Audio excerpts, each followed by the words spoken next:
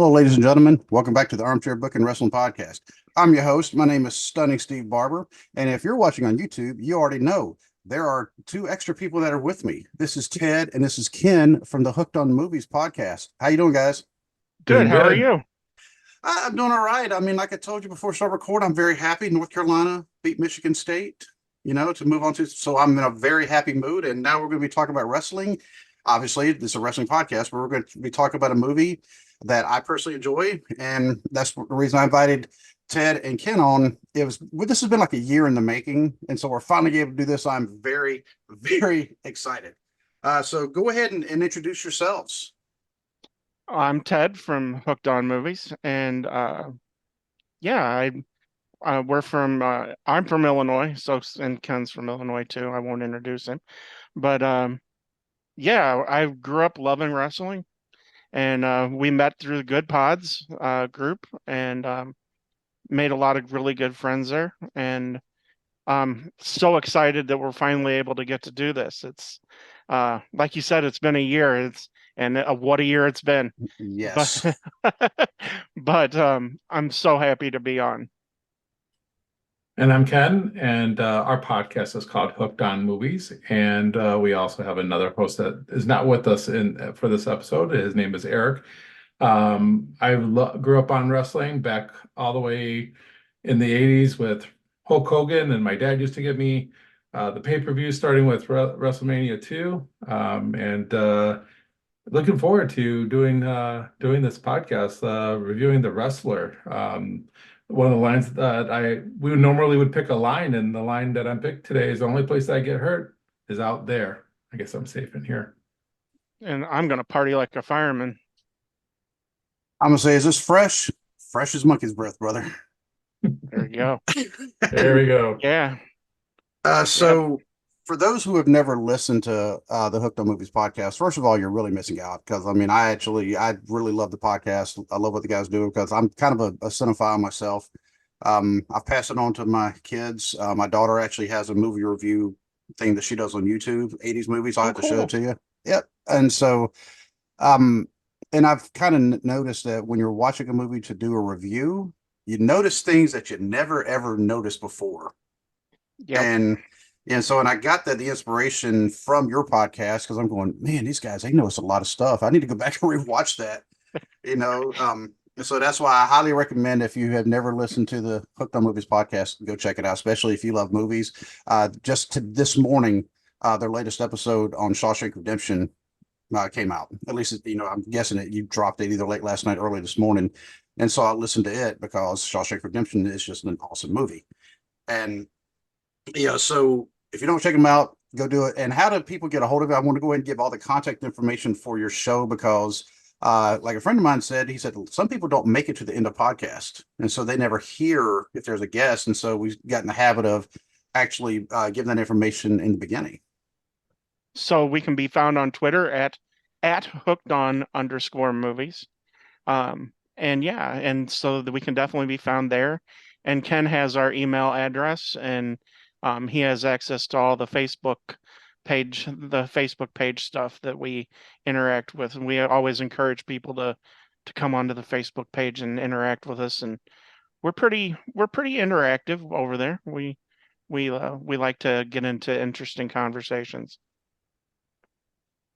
The conversations do get pretty interesting on the show itself. I'm like, man, I feel like I know a lot about these guys already. And and this is actually the first time we've ever actually met was right here via Zoom. So I'm looking forward to this. I think we're going to have a good time. I will tell everybody, my loyal listeners, the style is going to be a little bit different because I've actually given Ted and Ken kind of carte blanche to kind of take over and do it because I can't do their style justice. So I don't think we do. I don't think we do it justice either. So I do want to give a couple quick shout outs, and my camera just disappeared on me. I'm going to have to switch cameras. Oh, never mind. I won't. Apologize for that. But I'm going to give a couple of quick shout outs. BC Hunter, because the first time I heard about Hooked on Movies was actually through BC Hunter and the Wrestling with the Truth, also called Wrestling with the 80s podcast. He also has a video podcast he does on YouTube. BC is just an awesome guy. And there's another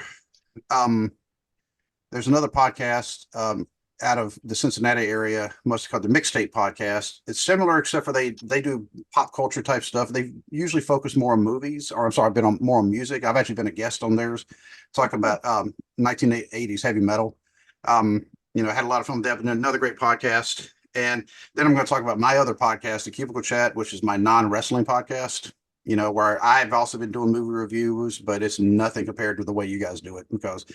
And that's why I say, if you ever feel like I'm like copying, I'm not trying to copy, but I'm going, man, those guys are great inspiration. I gotta figure out how they're doing it.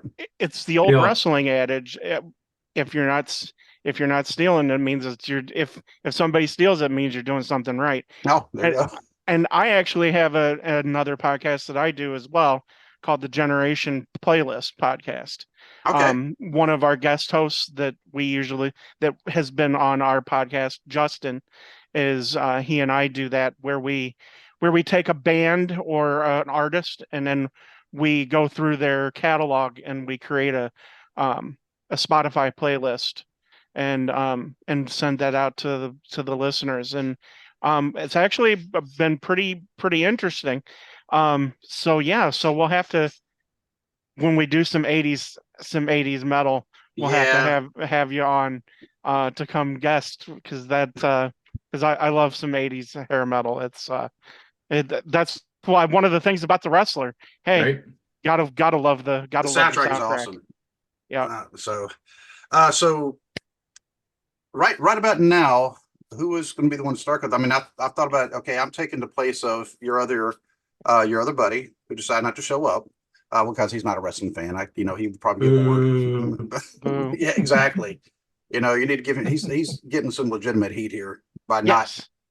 So of course. By the way, his name is Eric. I'm going to give him his due, because Eric, obviously, he does a great job on your podcast. So I don't want to make it sound like he's not an integral part of your show. He's just not a wrestling fan. So, and we can dump on him. We can dump on him.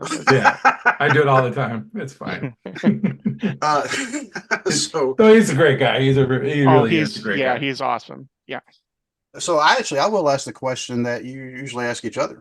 When did you first watch The Wrestler? I'll go first. My wife and I actually saw it in the movie theater. I'm not the biggest Mickey Rourke fan, but based off of the fact that Mickey Rourke, this was his vehicle to come back essentially to Hollywood. And I love the redemption story of Mickey Rourke in this movie. And even though Darren Aronofsky, the director, he doesn't make happy movies. No, he doesn't. But I do tend to enjoy his directing style. And so yeah, and of course, being a wrestling fan, when I saw that this guy was from the 80s and everything, and that this was more of a gritty look at how, the underbelly essentially of, what happens to some of these guys.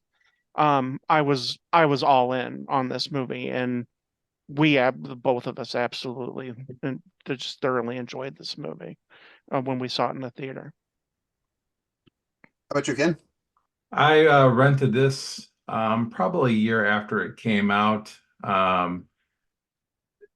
It's just one of those things around maybe WrestleMania time the following year. I wanted to see it just because, at that time I was watching a lot of wrestling, and it was available, and it just got me in the mood to go watch WrestleMania. And I've been wanting to watch it since WrestleMania, when Chris Jericho was facing the three legends, Piper and Steamboat, and Flair? of course, no, was not Flair. Snuka. Yeah. Oh, Snuka. Okay. Yeah, and actually Steamboat looked really great in that match. I think he could have kept on wrestling for a little bit there. But and actually Mickey Rourke coming out and punching Jericho just kind of made me like, whatever. But but then the following year I kind of wanted to get in the mood and watch Wrestler. So that's where I started watching it. How about you, Steve? I was actually in Afghanistan first time I watched it. Oh, wow. Yeah. Around January or February of 2009, I was at Bagram Airfield, and they had a kind of a shop on base where they had it. They were bootleg DVDs, So, Uh, um, like I think they were only open like Tuesdays and Fridays, something like that. But one time I went down there and I'd heard there was this movie called The Wrestler, and it was supposed to be really good, and so I saw it and I bought it and um watched it and I was like, man, that really was good. And so I mean, and I try to tell people it's not a movie about wrestling, it's a movie about a person who happens to be a wrestler. right, There's only like what 12 minutes total wrestling time, right. and but then watching it actually watching it last year again and then watching it a couple of days ago, I saw them really refresh my mind. I was like, there is so much going on in this movie. No wonder it was actually up for picture of the year that year. Yeah, yeah.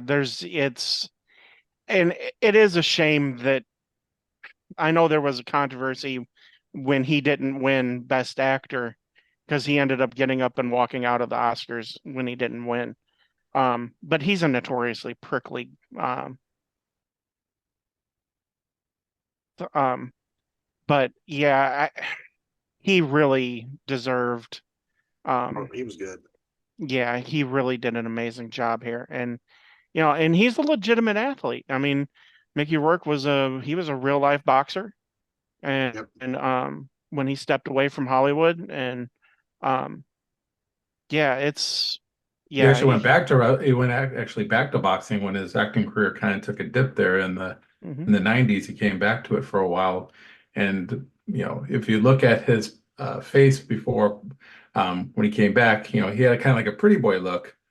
In Right. movies like Diner and movies Yes.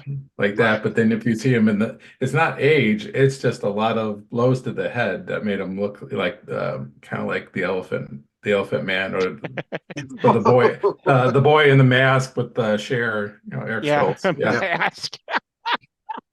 Oh Lord. He um, doesn't look quite that bad, but yeah, no. I don't know. I haven't seen him lately, but he probably is pretty close to that, I would Yeah. imagine. well, I'm going to read. This is straight from Wikipedia, just like the first couple things, because we figured out, man, the synopsis of this movie is long. Um, all right, so it says professional wrestler Robin Ramzinski. Ramzit. Okay, we were talking about having problems saying names. That's also me, apparently. Better known by the ring name Randy the Ram Robinson, rose to fame in the 1980s. Now past his prime, Randy wrestles on the weekends for independent promotions in New Jersey while living in a trailer park and working part time at a supermarket under Wayne, a demeaning manager who mocks Randy's wrestling background. As a regular at a strip club, Randy befriends a stripper named Cassidy, who, like Randy, is too old for her job. After winning a local match, Randy agrees to a proposed 20th anniversary rematch with his most notable opponent, the Ayatollah, which Randy hopes could return him to stardom. Randy intensifies his training, which includes steroid injections. After wrestling in a hardcore match, Randy suffers a heart attack backstage and undergoes coronary artery bypass surgery. His doctor informs him that he nearly died and has to stop taking steroids, and also warns Randy not to wrestle anymore as his heart can no longer handle the exertion. Reluctantly, Randy decides to retire and begins working a full-time shift at a supermarket's deli counter.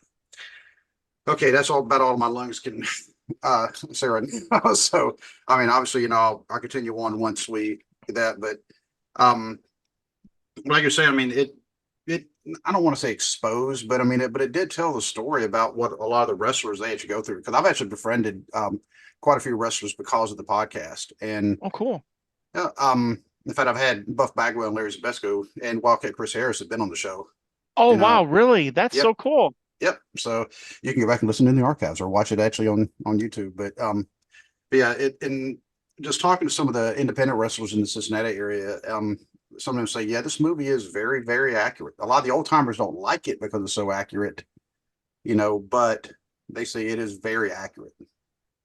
Yeah, Yeah. I know some of those old timers are kind of like it paints a bad picture of wrestlers, but it's like what you said earlier on. It's kind of like it's a story of one guy. It's a Mm-hmm. story about his journey. It's not necessarily now, granted, us as wrestling fans know that not every wrestler goes through this. Right. This is not the maybe the norm, maybe. But then again, someone like Piper, I guess, got really emotional by watching this movie.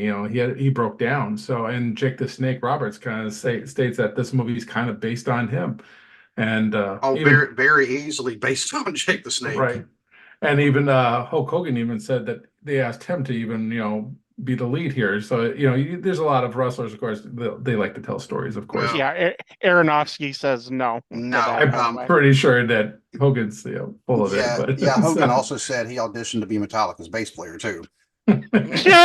So yeah, and they've come out and said no. Now he is a legitimate bass player. Hogan is a Oh yeah, legitimate no, musician. yeah, he's a but legitimate musician, but he's not Robert Trujillo. no, he's not. Rob Trujillo is awesome. So Yeah, but sorry, Ken, you were saying go and continue Oh, on. I mean, just in that Cornette is another person who, doesn't like it. And one of the things that when I was listening to it, Kevin Nash was talking about this movie, and he thought that they could have maybe gave him a little bit more of a push at the beginning of the movie. We see all those newspaper clippings about his match with with Ayatollah, and we're talking about the 20-year anniversary. I think that's one of the major themes of this movie. But Kevin Nash was like, why didn't you kind of give him like a WrestleMania moment or something a little bit higher that he reached at one time and never reached again? I kind of agreed with him a little bit on that. It would have been nice to maybe make him a little bit higher up than what this movie starts off with. But that's how I look at the start of this movie, at least. well, the way I always took this was as far as how popular Randy was. He was never Hogan. He was never Hogan. I mean, Hulkamania was the biggest thing in America for a period of time, and it seemed like Randy would have not necessarily wrestled for WWF at the time. It seemed like maybe he would have wrestled more for the WCW or Crockett Promotions or NWA. Yeah. yeah, something like that, where he was more in that line. But if this is based on Jake the Snake Roberts, then you could But be WWE. it's not really because True. while Randy does have most likely has a pill addiction, he's not doing crack like Jake did. I mean, he was at the supreme bottom of life. I mean, he was at the worst possible place. I mean, when they talk about rock bottom, that they're not just talking about the Rock's finishing move. They're talking about Jake. We're talking about Jake living out of a motel. Um, I do think the Ram here does maybe do occasional, blow, Yeah, well, because yeah, I he mean, did he do does it later on in the movie, he right. does do some booger sugar. I mean, yes. I mean, and he gives up his daughter. I mean, we could say it was career, but it could have been easily drugs because when we see that in this movie why he misses his dinner date with his daughter is because he he was doing drugs and went out and had sex with this lady who wanted to party like a fireman. Yeah, But so I think it's a combination of a lot of things. Jake the Snake is probably much above that, but I wouldn't put it too far past that because what I get from this guy was he was on the rise and he let things like cocaine and things of that nature didn't allow him to go to that top. So I right. think I think it's closer than you think as far as Jake the Snake Robertson than not. But Jake also he had his moment in the sun in the WWF. I mean, he was one of the most popular wrestlers in WWF. He was one of my favorites as a kid. Mhm. Um, as so, I mean, I don't think that he ever reached the national stage. And there are so many tales of guys just like Randy who were so popular, and but never reached the WWF level. And I mean, there's guys that made it to the WWF level that their stories are very similar to Randy's story. So you guys are bigger wrestling fans than I loved wrestling in the 80s and I got away from it in the 90s and came back in the 2000s. But you guys maybe know, okay, this is set in real time, right? Around 2005, 2006, somewhere around there. Well, actually, it would be probably 2009 Right, 2008 was when the movie came out. So because Yes. I believe the original match was they said 1988 or 1989 or something like that. This was the 20th anniversary. yes, But so what is local wrestling in the New Jersey area big? Is it something where somebody's going to notice him as a wrestler 20 years later? Okay, so and I don't want to step on Steve here, but if it was 88 or 89, we're talking the end of the territories. We're yep. talking that's the AWA and Memphis and Texas all getting together to do the Comiskey um the the is it was it Star it wasn't Starcade, No, Wrestle Rock. something like that. Yeah, Yeah, that was actually at Comiskey Park in Chicago. right. So that was kind of like the last hurrah where he probably, so to say that New Jersey itself, I think they just kind of take that as a huge, as you know, Fictional type of right, place Right. type right. I of mean, deal. I think they're kind of alluding to even though they never actually say the big company's names. But I think they're kind of alluding to him being part of at the time WWF. And of course, Ayatollah is definitely a takeoff of the Iron Sheik. Right. In fact, this movie was actually banned in Iran because of that character. Of course it was. But um, but I mean, the Iron Sheik was still a player, but I mean, but the big match between Hogan and the Iron Sheik, was in January of '84. Yeah. So that's why they can say, well, it's not based necessarily on Hogan. I mean, I think the character Randy, the Ram, I mean, I think it's a lot of Jake the Snake, a lot of Ric Flair with the I'm going to go out and party all the time. Ric Flair was never a drug guy, but I mean, he almost died a few years ago because of the Hmm. damage he'd done to his liver and kidneys. I mean, his body was shutting down. Some Hogan, just because of the larger than life, what it appears, because the opening montage when they have the voiceovers and then they show like the magazine covers, and because some of those magazines, of course, were like Person Illustrated, the wrestler, Hmm. and so they were all the aftermax, Right, right. and and so I was glad to see them actually show that because I'm like, okay, they're making this pretty authentic. And the other wrestling magazines that weren't the after mags, like Wrestling's Main Event, Wrestling Eye, some of the other ones, and so they kept that really, really authentic. And I was like, as a old school, I've been watching wrestling since 1984 in the Mid Atlantic area when I was living in North Carolina. So when I got the magazines, I was like, oh my god, there's other places. Huh. And so that was like, I mean, I felt like a little kid when I was seeing those images. I'm Hmm. like, man, they're doing this right. Oh, And yeah. yeah. Ooh. I remember sitting in the um waiting for mom and dad to finish grocery shopping and going through all of the old wrestling magazines. Yes. Yep. And yeah, just sitting there, and mom and dad always knew where to find me. I'd be sitting there reading the wrestling magazines because it's like, yeah, because outside of WWF is like being in Chicago. I mean, we had St. Louis, but at that time, St. Louis and Chicago, their territories had shut down. So Hmm. it was really just the only reason I even knew about Crockett and everything was because I had a friend that lived across the street that was really big into wrestling, even bigger than I was. And he's like, "Oh, you've got to see Ric Flair versus Sting." I'm like, "Who's Ric Flair? Who's Sting?" And it's Ooh. like, "Oh my God, yeah." It's like because I mean, I was fully into Hulk Hogan at that point, Right. and it's like, yeah. So I totally get that vibe when I seen the After magazines. I'm like, "Oh my God, I still remember all of that." And yeah, that's so cool. I really liked how they opened that way. Just want to say Bill After is actually one of the nicest people you can ever meet. Oh, He I really that's so is. cool. Yeah. Um, Yeah.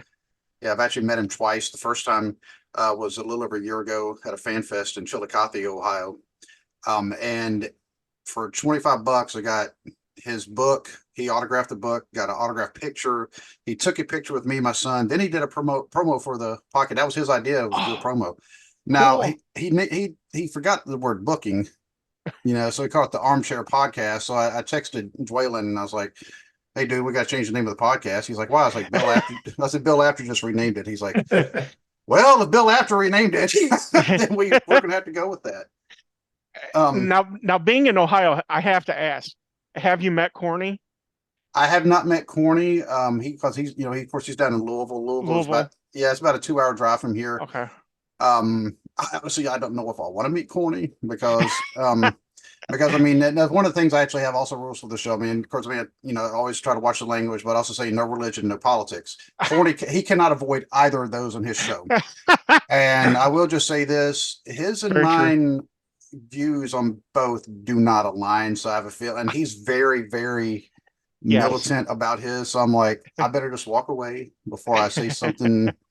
Now, granted, Corny is one of the biggest wrestling geniuses there is. I mean, Yes. he is just amazing with his recall, what he can tell you about all these matches, and he understands psychology. But there's also a reason why he can't keep a job in wrestling, because he's always running his mouth. He's very opinionated, Very. and I love how he goes off on on the enemy, and we'll just leave it at that. Yeah. He's the antithesis of everything that is good about wrestling. We'll put it that way. I love how he attacks it. So, Steve, I wanted to go back Yeah. and talk about you were mentioning about how authentic the newspaper clippings and magazines and all that is, and that's what I like about this movie right off the bat is also how it's shot. The film is it's kind of got a filter on it. It's kind It of does. grainy a little bit. It almost is like taking like somebody is doing a documentary with their home video camera. And there's something that I like about it because it's not very, flashy. It's like I said, it's very dull looking, and I think that it makes it more feel like real.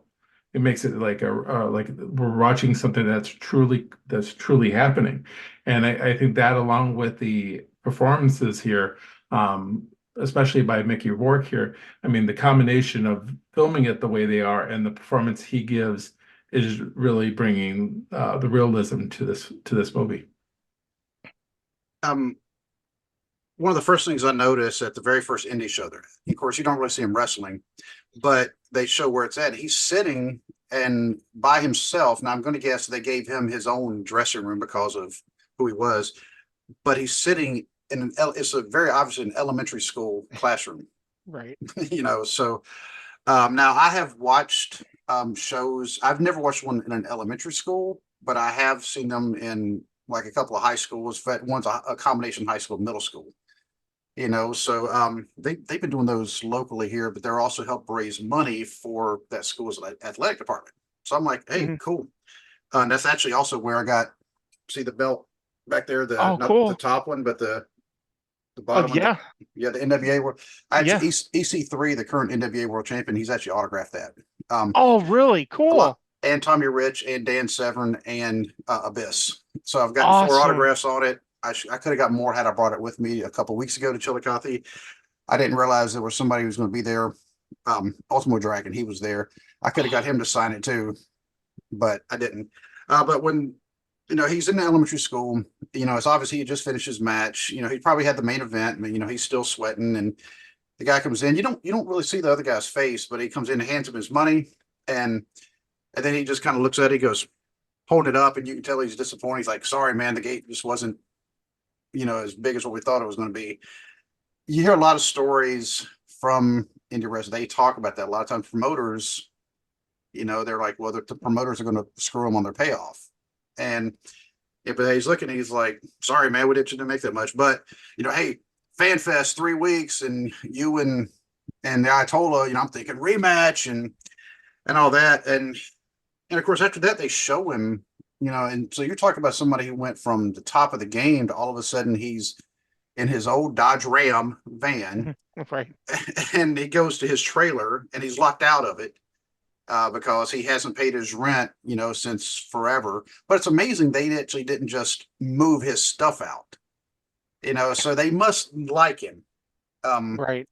It sounds And like it's a kind of a repeat cycle where we right. throw you out, you sleep in your truck for a little bit, and Yep. then you'll give us the money, and we'll let you back in. So Right. it sounds like they do have a relationship because of the way they talk to each other Yep. when he's trying to get back in, and he seems to know all the kids. He's playing Nintendo Yeah. with one of the kids because and of course it has to be the old school Nintendo game where he's in it. Yeah. And So that and tells me that he must be a little bit higher up than we're being led to believe because no video game has somebody from an independent circuit on it. Oh, he had to have been like, one of the yeah, major companies world champion. yeah, So because what? yeah, and the video game I guess was actually playable, and of course it's based off of the original Nintendo's WrestleMania, Hmm, the one that had Hogan ripping his shirt off on the right. cartridge. I played Uh, that. I Yep. I played the hell. I played that so much. I think I probably wore the cartridge out of it. Wore the cartridge out, and yeah, and so, but yeah, they actually created a video game for the Just movie. for this, with Yeah, with so Pac-Man sounds, the Atari right. Pac-Man sounds. Yes, exactly. Um, yeah, so you're exactly right. And when you hear these guys tell these stories about the independent circuit nowadays, it's like you just don't know. They just don't know what their payouts are going to be, and it's hard because I mean when he does go to the heart with the CZW, um, I mean Combat Zone Wrestling, that's as intense as it gets. I mean that's one of the evil stepchildren of ECW. Yeah. Um, it's just you would hope that that would be a more lucrative payout where he would be able to actually pay his rent and stuff. But um, Those actually seem to pay from what I hear. The more violent it got, it seemed like the less that it paid almost. I don't know if it's because of the possibility of people getting hurt that there's like insurance that you have to take out on it. I don't know why you'd get paid less, but I know there was a sequence where the guy gives him his prosthetic leg, and that Yeah. was kind of taken from Tommy Dreamer. He Yep. did the from same thing. yeah, Uh, ECW isn't that was an ECW thing where a guy actually gave Tommy Dreamer his prosthetic leg to hit Use my Raven over the leg. head. Yeah, yeah. He and Tommy Dreamer hit Raven over the head um with the leg. But yeah, that's definitely an ECW thing. And And that's why I like this movie is because it's authentic. It takes real things Very. and puts it in this movie. yeah, I love it when they're all sitting back there and talking about, how they're gonna do their their bit. spots. Yeah, Yeah, Right. I think it's great. The only thing I wish I would have seen is one of those guys that doesn't play nice in the locker room. It would have been Right. nice to have one of those guys because there is always one of those guys in the locker room, but everybody seems to be kissing each other's butt in this one. And which I wish that's the only thing I think was not realistic in this movie. Um. By the way, if you have never heard of the veteran Jack Vaughn, he's actually an independent guy, but his TikTok videos and his reels that he puts, because he started doing things about indie wrestling, they are funny. Because he's like, what it's like in indie wrestling, because he it's like he's coming down on indie wrestling, although he actually is an indie wrestler, but he's actually in OVW now. OVW is like the oh, top of, yeah, they're like the top of the indie things. And I could see him going higher, but he's enjoying himself. He actually lives in this area. We're actually friends on Facebook. And his videos, you have to go check them out. So I mean, he's gone viral a couple times. So yeah, okay. it'll be kind of easy. I can actually send you the links to some of his videos so you can check them out. But he mentions a lot of things about the indies. He actually talks about the payoffs, and and he talks really about the locker room. He said the people you meet in the locker room in an indie show, and it's funny, but he's also telling the truth, and that's what everybody says. Oh, they're like, Jack Vaughn, he's telling the truth here. you know, Okay. um, so yeah, definitely go check that out. And And of course, some things I noticed in this with Randy.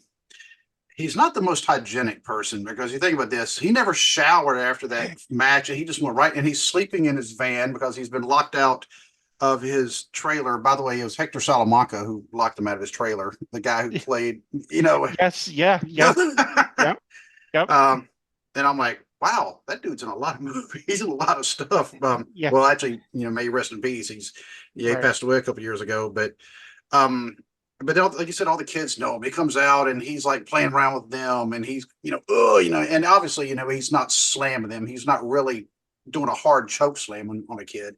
He's doing like I used to do with my kids when they were little. I would do like a power bomb. Now it was only maybe 4 or 5 inches above like a bed or whatever that they would fall, but they're thinking it's like a few feet. Of course, my wife is thinking I'm just tossing them up and just letting them fall. But kind of the same thing. So I mean, he's obviously very well liked as a person around there, and but then you see him when he's going to work. His manager at the grocery store is a jerk, and and he does. I mean, he just talks down to him. And you see Randy also wearing a hearing aid, so it's kind of showing. I mean, they don't specifically say how old he is, but I'm going to guess he's probably in his early 50s by this point, maybe late 40s. Yeah. Sounds about right. Yeah, I mean, and I mean, I've already gone through I'm just going to try to go up to the synopsis. I took a ton of notes. I don't know if you can see all the notes that I took on this, but I mean, it was a lot while I was watching it. But at the next indie show, and I was trying to figure out, is it in a ballroom? Is it in a union hall? Because I've seen matches in a union hall before. Yeah. But they had to hang in chandeliers. So I'm thinking, is it a ballroom? Is it a restaurant? But you're right. When they show other wrestlers talking with each other about what they're going to do, and they're like, "Wait a minute, we're working on the neck." Oh, okay, you guys are okay. We'll work on something else. And so that's good. It's good when the wrestlers discuss those things beforehand. Just talk with all the independent men and women that I've had on the show, and just when I talk to them at matches, they've all said that they try to make sure they talk to each other to make sure, hey, we don't want to repeat these kind of spots. But then they also show the blading, where he's taking the razor blade and he's cutting it and he's putting it in his tape, because a lot of people, of course, when the wrestlers, when they tape themselves up, that tape, it actually serves a couple of purposes. One, when the person grabs them to throw them into the ropes, their hand doesn't slip off. Right. So it gives that some grip. And also, they have this little bitty. When I used to hear about them taking razor blades, I'm thinking they're shoving a whole razor blade in a tape. Didn't think about they're cutting it down to about this big, and that little bitty piece. And then, of course, sometimes they also put it in their mouth. I'd swallow it if that happened. I don't know how they do that. Ric Flair says that that's how he used to do it, and I don't get it at all, because that I would do the same thing. I mean, that's the Ric Flair thing, is he gets the chop, and I mean how they haven't swallowed a bunch of razor blades is it would also come out of my throat, like right here. It's like, there was his razor. Y'all may want to call the match. Right? Yeah. He'd get the EMTs in here. Fun fact, Mickey Rourke actually legitimately cut himself. He actually did it. Yeah. Wow. Yeah. And when I'm watching that scene, and that's what I'm feeling. It's like, I mean, it's one of those moments, but he went ahead and cut himself. And one of the things, one goof, and I actually read this. I try not to read the goofs on IMDb, because sometimes it's not really a goof. It's just somebody just doesn't like something, and they think, "What's a goof?" No, it's not. When they say it's the final match for the strap, they say that while they're talking about everything, and but when he wins the match, they don't mention it as a title match. So that's a kind of a weird kind of a goof. Yeah, it's kind of nebulous as to how, because the promoter at the beginning, when he gives out the lineup, he says that it's for the championship. Right. But then there's no championship involved, and why would Randy win when he's there for a spot shot? Right. So, I mean, he's being brought in to essentially put the other guy over, but he ends up winning. That's a little murky in my opinion. Of course, I don't know. 2 weeks ago, I saw the Rock and Roll Express win another title Oh, in person. well, So, of course, you Rick. know, I mean, they've got to win. I mean, they're the rock and roll. Yeah. So, but yeah, that's funny that you've seen that. Yeah, it's kind of weird that way. And here again, like you said, I don't know if it's necessarily a goof or if it was a cut. Um, and it was if that's how it was, the movie was cut, and it's just kind of one of those things. maybe Well, somebody you forgot don't, about it. Yeah. Go ahead, Ken. yeah, you don't even see a belt at any particular time. You Nope. don't see Randy coming in with the belt. You don't see the belt being awarded, after, you don't even see it in the locker room when he comes back. I mean, to me, it probably is a goof. I'm gonna go with a goof there. Yeah, I mean, and of course, after that match, it's only the second time they've actually shown a wrestling event, and that's when, of course, he walks into the strip club, and this is when we meet Cassidy, Yeah. which was Marissa Tomei, and she's showing her boobies, and I honestly that made me happy to see that because I liked Marissa Tomei, when she was younger, but I was like, wow, that's Marissa Tomei, and I'm watching this in Afghanistan, and I'm like, this is actually illegal in this country to be watching this, but it's on my laptop, so you know, um, It reminded me of Demi Moore when she did striptease. It was yeah, like, it's a That's a a good very comparison. a very good looking woman later on in her years. Though I just like in the plot, and I know the plot's from Wikipedia. The plot says that both you know Randy and her are like past their prime, right? But I'm sorry, Randy's probably past his prime, but she is not. oh, she was still pretty nice lady. She's yeah, and hey, let's give Marissa Tomei some. Let's don't toss her around here. She was only 43 when she made the Mm, movie, so yeah, she's still extremely beautiful here. And I mean, yeah, I those had a boy, crush on those Marissa boys kind Tomei too. of give her a hard time, and I'm like, dude, they're like, you're my mother's age, and I'm thinking, yeah, your mother's not that hot. Sorry, exactly. And it's exactly what Randy be says to happy him. with what you got. So, Yeah, it's exactly what Randy says to him. um, yeah, is pretty accurate as far as I'm concerned.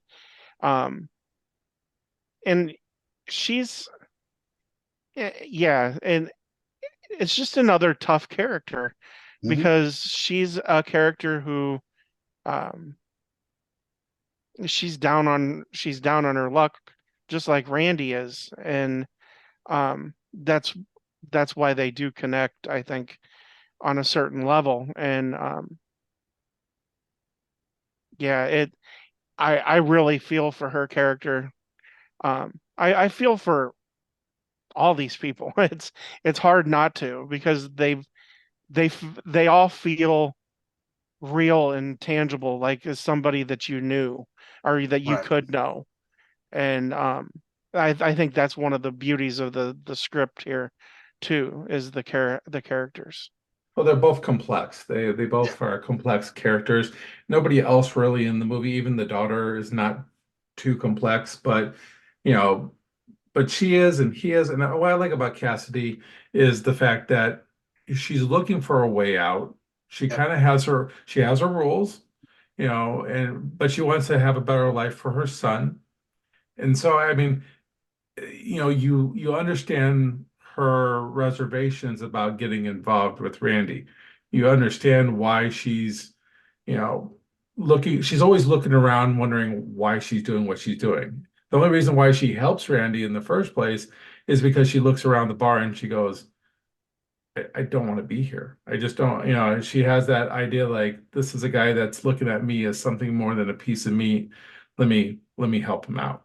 But she's a very complex character. I wish there was more, though only and we'll talk probably a bit, towards the end of the movie, but I wish I knew what happened to her because Right. her character is so interesting that I want a payoff about her at the end. Does she end up moving like she wanted to, and does she start all over? I hope she does because that character really was something else. then when Randy, when he's going in there, of course, the main oh, I guess he's the bouncer. He's the guy guarding the door. He starts asking Randy for all these different types of painkillers and these drugs. And he said, "I'll hook you up. Don't worry." So Randy's got the hookup with all that stuff. Even if he doesn't do it, he knows how to get that. And of course, when Randy's telling Cassidy, all about how big he used to be in the wrestling world, and of course, after he pays her, like, he's paying her $50 as, she's doing her dancey dance. But he's just sitting there talking, she's just literally working, doing her job, and they're just sitting there having a conversation, like what we are right now. And, so they're very comfortable around each other, but without the lap dance, of course. Without the lap dance, I mean, Yeah. y'all don't want that, trust me.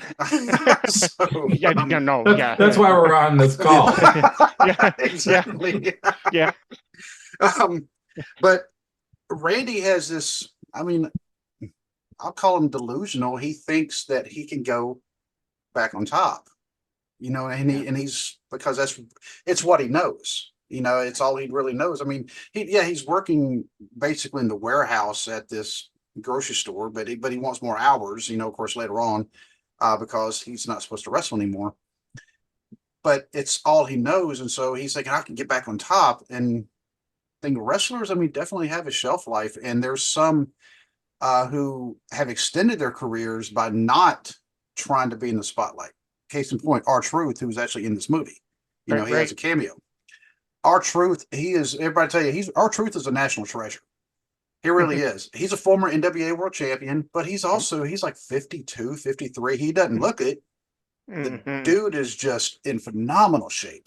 But I appreciate him now more now than ever, because before I didn't care for his gimmick, but for whatever reason now I appreciate it, especially with him messing around with the different factions that are out there and stuff and like that. And it's like, whose side are you on? But I think he is a treasure. I think he brings fun, to wrestling. When wrestling gets too serious, he reminds us it's just entertainment. He's legitimately funny. Yeah. And I mean, and he's good in the ring, and it's like, yeah, and definitely. I love R-Truth. He's also from North Carolina. That's another reason why I like him. But then Cassidy, of course, she's quoting Isaiah 53, and I always thought that's kind of weird to kind of compare Randy, but yeah, a little bit. But if you take the religious context out of it, the quote actually applies really well to him and his life. I mean, because he's taken all of these abuses and everything, because he starts to go into all of his different injuries and everything. It really, that moment it hits home. It's like, wow, yeah, this guy's, he's suffered for his calling in life, essentially being a professional wrestler. I mean, the injury that he talks about with the being hit with the having his bicep ripped open is so reminiscent of Sabu. On the barbed wire. Yeah. Oh yeah. That's horrifying. You can't even imagine.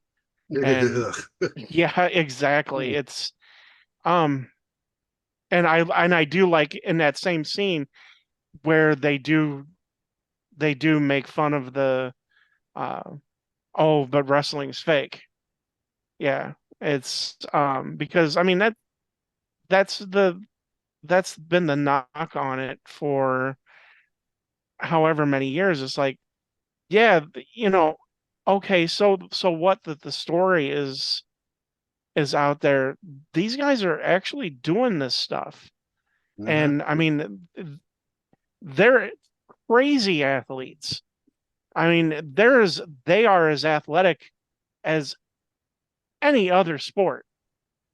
I mean, let's be perfectly honest. I mean, the level of brain trauma is probably equivalent to or almost as bad as football. Yep. I mean, just you don't have to look any further than Chris Benoit.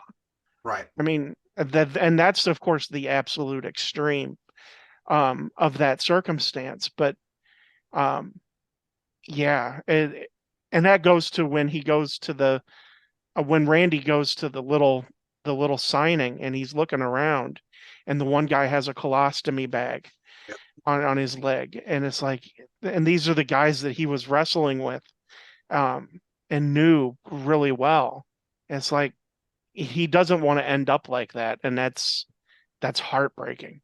So So again, Tag, I want to ask you both one question. How do you feel about Staples?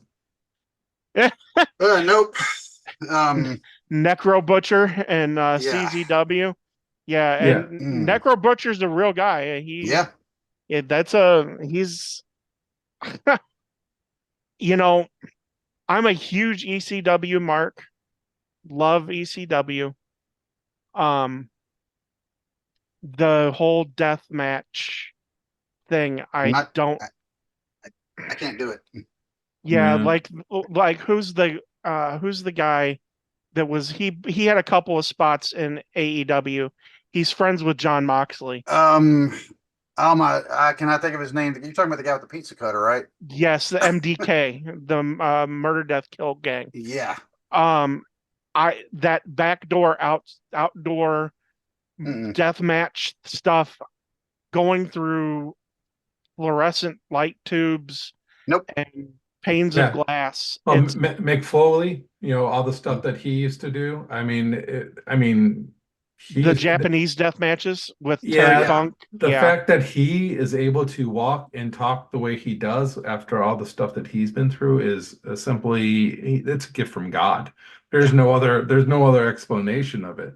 But True. I wonder, going back to the movie, I wonder if why doesn't Randy know about this? Is this kind of like out of Randy's, I, I, regular, thing? I think the wrestling world. It's not that it's passed him by, but what he grew up in the business doing, and what it's evolved to. Now not everybody's doing like the death matches, the hardcore matches. The big companies are doing, but the independents, they're trying to bring people in, and of course, when they go more extreme, again, hey, and he's just looking for a paycheck. He's not thinking, all right, I'm going to have to start doing this now. But he says, what do you mean staples? You're going to do what with a staple? right. Okay, so I mean, he's already gigging himself with the razor blade. So, all right, let's go for it. And then that's the one where, of course, he gets all the drugs from the guy first in the locker room. Side note: the actual guy who was doing that actually got arrested later on for I distribution of steroids. I was gonna say that. Yeah.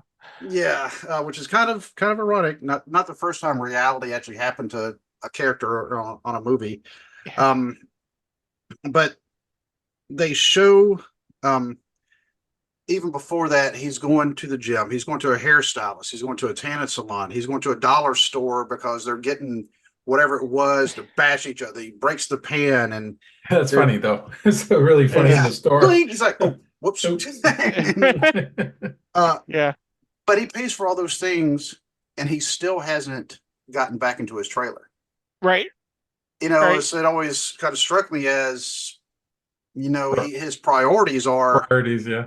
yeah, and you don't even really know that he has a daughter yet. They haven't even brought that up yet, but now, of course, and they go to the hardcore match, and they've got the bug spray that somebody's, hey, you need to buy this bug spray, and I'm like, no, staple dollar bill. Okay, this dollar bill actually, dude stapled to his own forehead. That was actually kind of, I wouldn't do it, but I've kind of seen that before in wrestling. Certain people, stapling things to their forehead that don't. Yeah, And I love Necro Butcher's thing. He goes, well, going in it doesn't hurt, but coming out it'll leave a it's going to some little holes. Yeah.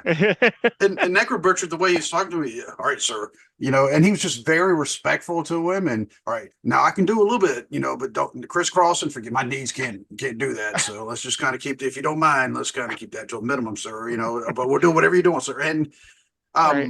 and that is the funny because sometimes we see the wrestlers, we see the characters, we don't see the person, outside the ring, because they're legitimately nice or they're legitimately Mhm. not nice, and they're still human beings outside the ring. So to hear him talking, Mm. all right, sir, I just want to let you know that I can't do that. It's not that I wouldn't want to, but I physically can. And so he was Right. going over there. He's But like, if you well, want to light me on fire, go right light me on ahead, Go fire, sir. right ahead. grab a stapler, I'll show you.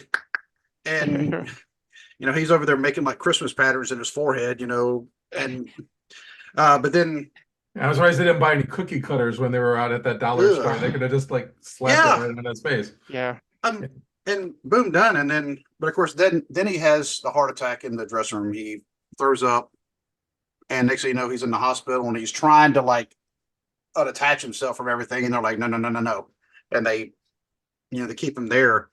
Um, and that's actually I'm going to have to do the next part.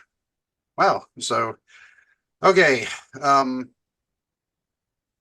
I just finished. Randy decides to retire. Um, actually, yeah, because after that, the doctor tells him, look, you've got to stop the wrestling. You've got to stop this stuff you're putting in your body. The doctor actually didn't say specifically steroids. He just says the stuff. Mhm. So it may be a number of things. Um, but he has the emergency bypass. He has the scar, and then you find out that he was actually in the hospital like 2 weeks. During all this, and then he finally goes and pays his rent. Finally, it's been like a month, and he can't get into his own trailer. But obviously, like you said, they must have a working relationship with him somehow. But I noticed when he comes out of the hospital, there's nobody there waiting on him. Right. No friends, no family. But the promoter brought extra money for him to say, hey, you had the match of the night. A lot of promoters do that. They give a reward for, like supposedly the best match of the night, but nobody else is there. So I mean, it's like he has a very solitary, lonely life, and you know, and Well, that's when he goes he's got working relationship. It's like any job right, that I have, I go to work, people like me. We have a, good time at work where we have a good relationship. But once I get home, I never hear from those people that are at work.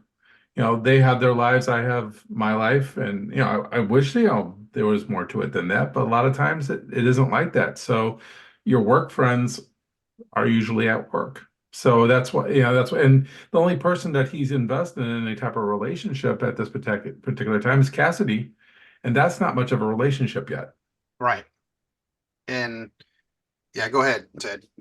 No, it's heartbreaking because, when I went through what I went through, I mean, I had family coming in all the time to visit me in the hospital. I mean, Ken was there every day, and it's just, it's so it breaks it literally breaks my heart that that this is a guy who he no doubt had so many people that were most likely in his corner at some point, and it's like, to have nobody is really desperate. And because I never get the feeling, because there are some people, there are some guys that go to strip clubs and actually believe that the strippers are like their friends and everything like that.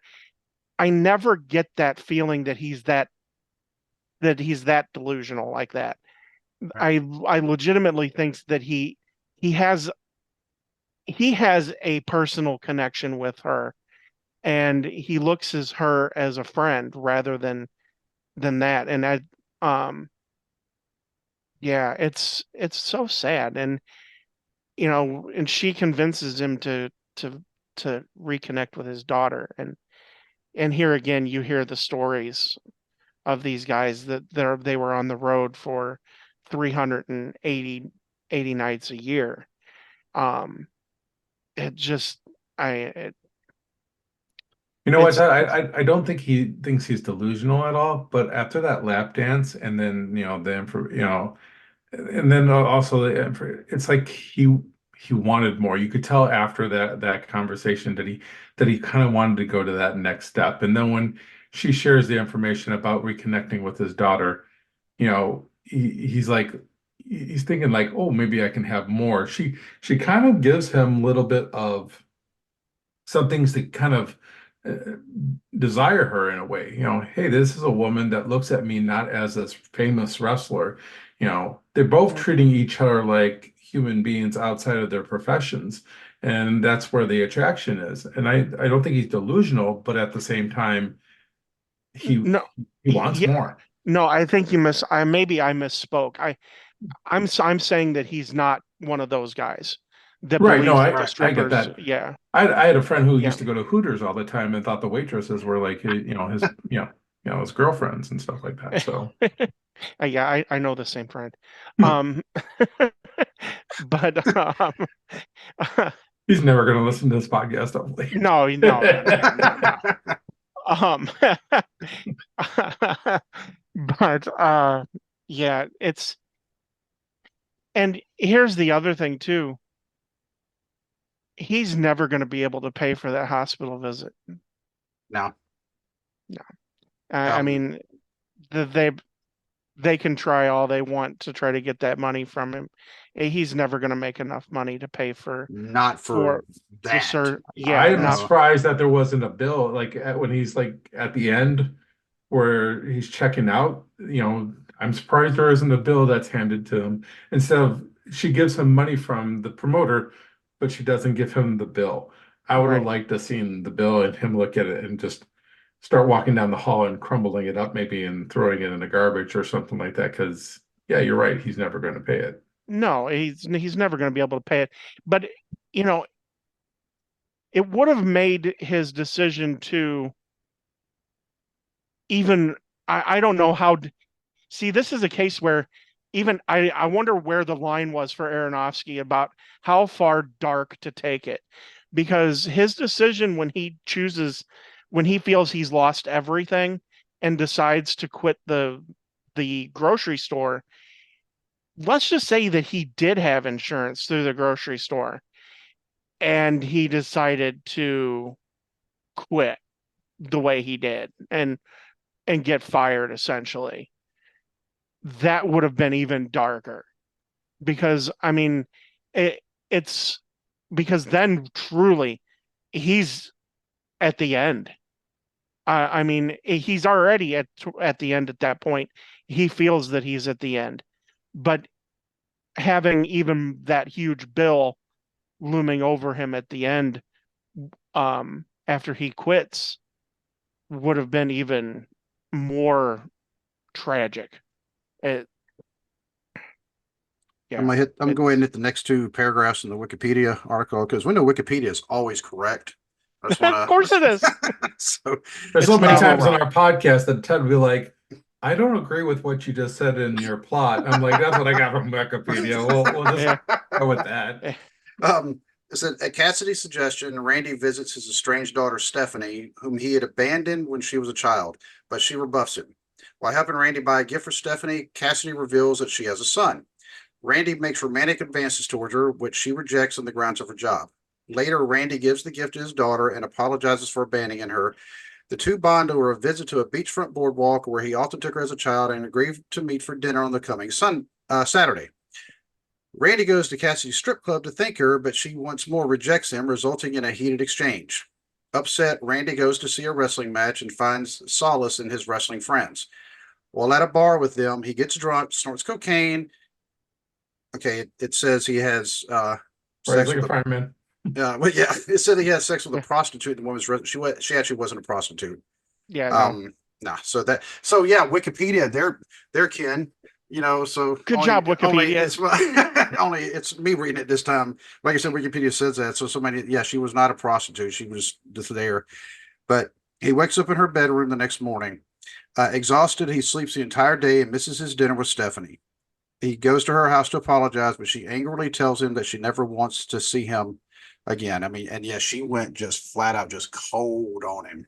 You know, but I mean, she Overreact. said, yeah, I mean, well, she said he was a screw up, and I'm like, yeah, I could see that. I mean, he's like it's almost like he's a child. I mean, it's like Mhm. he still wants to party, and and one of the things that, and I noticed when he went to the and it was a local wrestling match, wherever they're at. And of course, when he sees there's some fans, and there's a little person, and then there's a guy. He's in a wheelchair for some reason. Of course, they don't go into that, but he's greeting them like he's seen them before. He knows who they are. So I see that a lot of the local shows here. You will see the same fans, especially most of the shows I go to are part of the Northern Wrestling Federation. It's one of the local ones out of Cincinnati. They have their own wrestling school and everything. But I see a lot of the same fans. It doesn't matter where I've gone to watch the show. You see the same fans who were there. And so they've had developed in some cases, relationships with the wrestlers, like friendly relationships. Oh, hey, buddy, how you doing? And now, granted, I mean, I've established relationships too. It started with the podcast. Now I've actually become friends with, some of them. But you do see that, and he greets them. They know who he is, and they're like, "Go on in, man." So they don't even charge him. And he's sitting there in the stands, and you see tears from his eyes because he missed it, because he's already been told he has to retire. He even tried to go out running, just jogging, and he couldn't do it because he almost had another heart attack right there while he's jogging. And you also get the sense that, like, like you said at the beginning, when he said that world doesn't care about me, because he's already told Cassidy he doesn't want to be alone, and that's why he's all of a sudden going full tilt, trying to get her to, actually, be a couple with him. But she's saying no, no, no. And here's one of the things, some weird parallels I noticed between her profession and his, being a wrestler. They have certain rules when it comes to dealing with the public, and they have a certain persona. She can't she can't be leaving with customers. She can't be doing things with customers. And then you also find out her name's not actually Cassidy, it's Pam. And so she also has this life, but she's trying to get away from the stripper life. And Randy, his real name is Robin. He doesn't want to be called Robin. He wants to be called Randy, or sometimes just Ram. And every time somebody calls him Robin, he's like, "Please call me Randy." And they're like, "I don't see the name Randy anywhere on your W-4, but Right. whatever." And so they both have those weird rules about dealing with the general public. And so I always thought that was a weird parallel. So it's comparing a stripper's life to a wrestler's life, which is of course, and they're both career fields that people honestly look down on. And, so they're both kind of stuck like that, so, wow, I feel like it should be part of y'all show now, because I love your, There you go. your analysis you do on the movie. So I'm like, wow, I'm feeling smart. No, you're exactly right. And I will say this though, real quick. The only reason why he goes and party is because R-Truth made him go afterwards, and they He bought him did. drinks. So I'm blaming We're R-Truth blaming for all R-Truth. this happening. So, R-Truth come is on, to Ram. blame. Come on out come on, Ram. Yeah, you're gonna buy me a drink? Yeah, I'll buy you a drink. Buy you a There drink, you Ram. go. And then his life goes downhill from there, because before that, you see him actually at the deli. He's actually having a little bit of a good time. He's figuring out how to do everything. He's quick. He's actually starting to have fun. Yeah, he's interacting with the customers very well. He's establishing a relationship with his daughter finally. And he thinks he's establishing a relationship, with Cassidy as well. He's thinking, it's on the up and up. And then R-Truth comes along and just, takes a dump on it, and everything goes to hell. So we're going to blame R-Truth for all this. Yeah. Way to go, R-Truth. Way to go, Ron. Yeah, way to go, Ron. Thanks.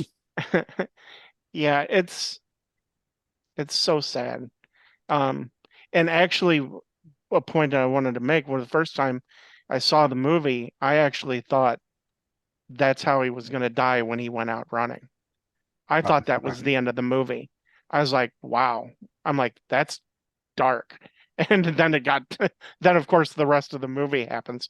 And but yeah, it's just he doesn't want to be alone, but he can't get out of his own way. And right.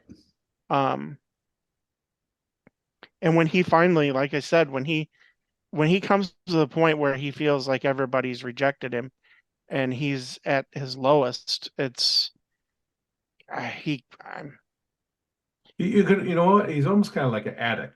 He's trying to come over his addiction, and he's using other things in his life, such as, like I said, his relationship with his daughter, Cassidy, things, even work to a certain extent. He's using that as therapy to get over his addiction. But when things go wrong, what happens? You go back to the thing that you're addicted to. You Right. go back Yep. to what you're comfortable with, which in this particular case, it's wrestling, but it's also the drugs, it's the cocaine, it's the lifestyle. And this is probably a good case study for addiction.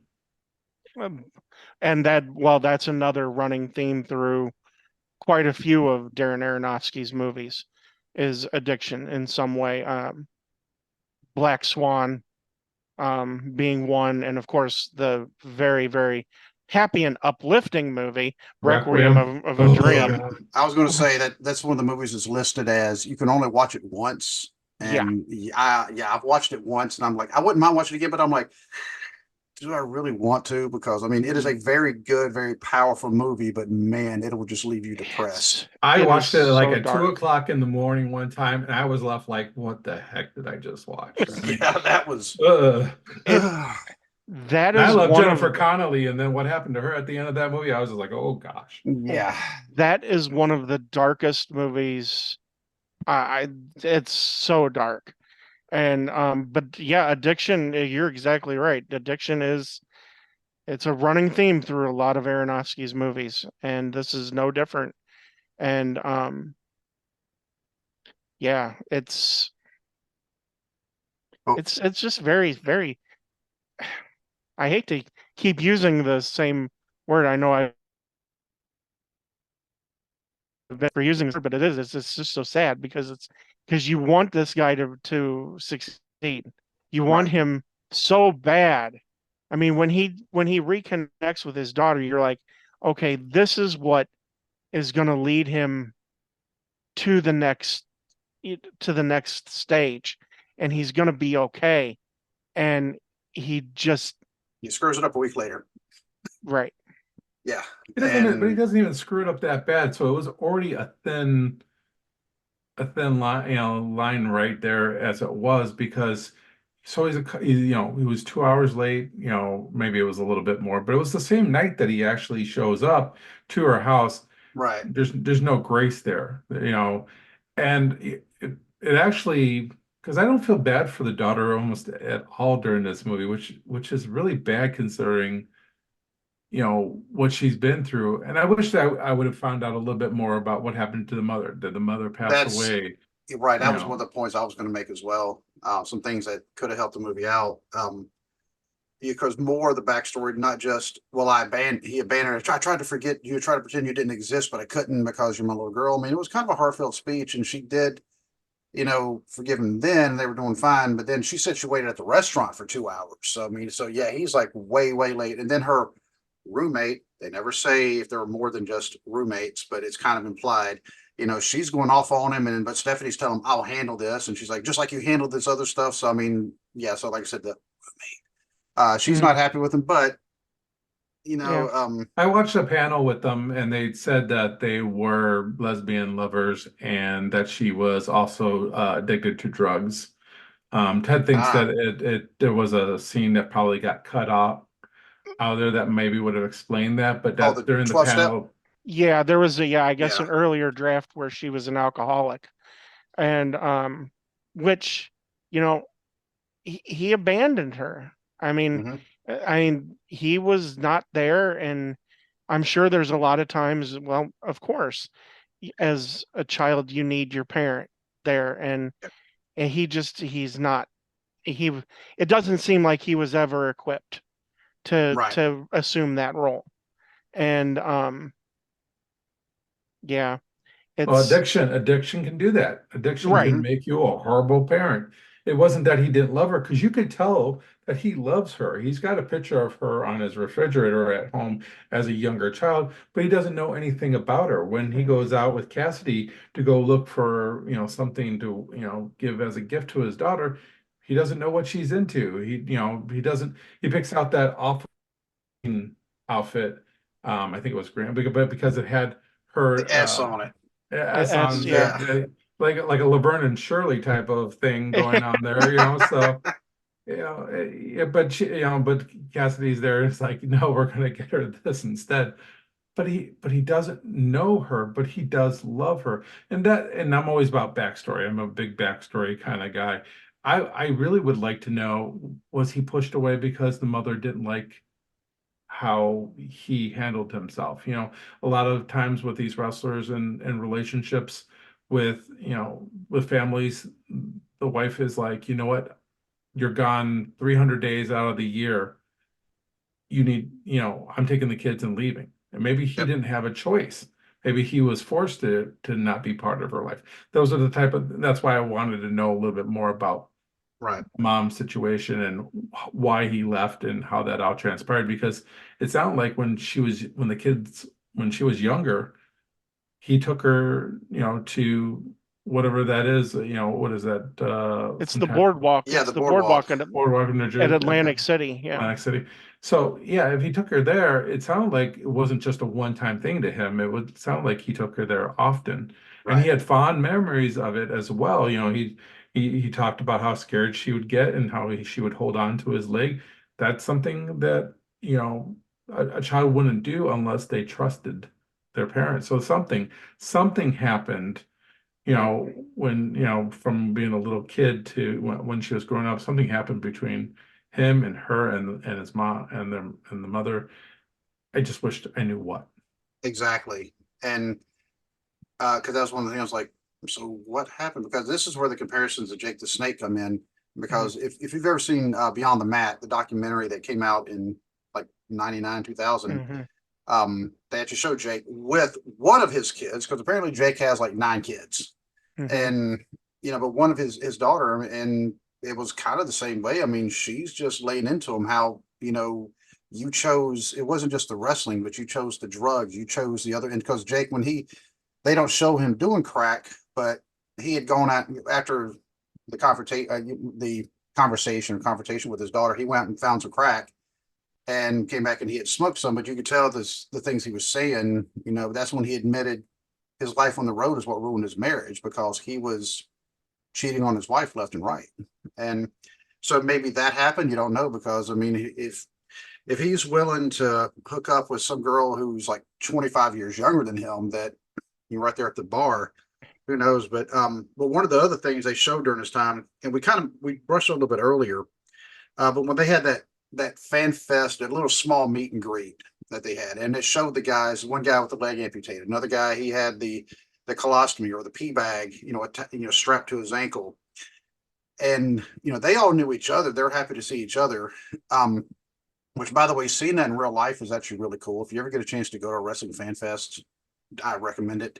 Um, but they're sitting there, and when I was talking to one of the local guys who I've actually become friends with, and I had just been at one of the fan fests in Chillicothe, and then I drove back because the NWF were doing a show in Mount Orab, which is the town I live in. It's a little bitty town. There's like 4,000 people, but they actually have shows here.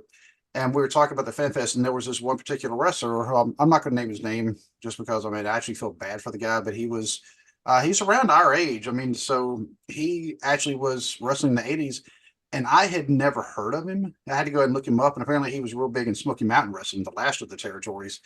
Mm. And but his table, there was like nobody at it. I've seen him at a couple of the Fan Fests. Nobody. Now he would go talk to the other wrestlers, but I did not see one fan go to his table. And then the last time I saw one of those, he was charging like $5, and still nobody was going to. And I felt bad for him. And he's actually trained wrestlers, and he's actually written some books. And I can tell y'all, once we're not recording, because like I said, I mean, I have actually wrestlers who listen to this podcast or they watch it on YouTube, and so I don't want to throw the name out there because I don't want it. Wrestling world's a small world.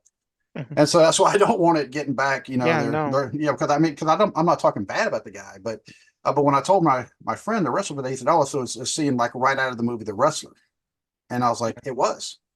And I said, "Really?" Well, that's when I asked him. I was like, "So I'm guessing that every wrestler has what?" He said, "Oh, he said it's like a rite of passage. It's almost like mandatory viewing. It's like almost like every Marine watches Full Metal Jacket." you know, my nephew's in the Marine Corps, so and he had watched Full Metal Jacket, a few times before he actually left for boot camp. But yeah, my friend, he told me, he said, yeah, he said he's also the one who told me, he said a lot of the old timers don't really like it because it's very, very accurate, but he said, yeah, that stuff in there, I mean, it's very, very real about what happens. And so to see that wrestler, who nobody was going to his table. And That's I'm sad. like, it was sad, but I'm also like, I'm not going to go pay just because I feel sorry for him because, you know, yeah, because and even at that thing in the movie, um, somebody got an autograph and it was $8. Right. I was like, wow, it's at least 20 now, at Mm. least 20, and that's on the low end. Because I was just at one 2 weeks ago. Actually, I was wearing this very shirt, but I don't think I've washed it since then, but which is my fault. Um, but yeah, so but see, the fan fest, I mean, you will see some of the bigger names, they have like long lines in front of them. They say some of the names, maybe the younger fans may not know who they are, but the older fans like myself, we definitely know. So you'll see the people with them. And the last one, I actually was working there because I actually, one of the local wrestlers here, is actually friends with, it was actually Bobby Fulton who was running it. Oh And yeah. so, yep, so she's friends with him. And so she actually managed to get me and another buddy of mine. We actually worked there, and I was assigned to Ernest Miller, who's in this movie, as the Ayatollah, and Kerry Morton, who is Ricky Morton's son. Oh, okay. Yep. And my friend was assigned to Bill Apter and Shark Boy.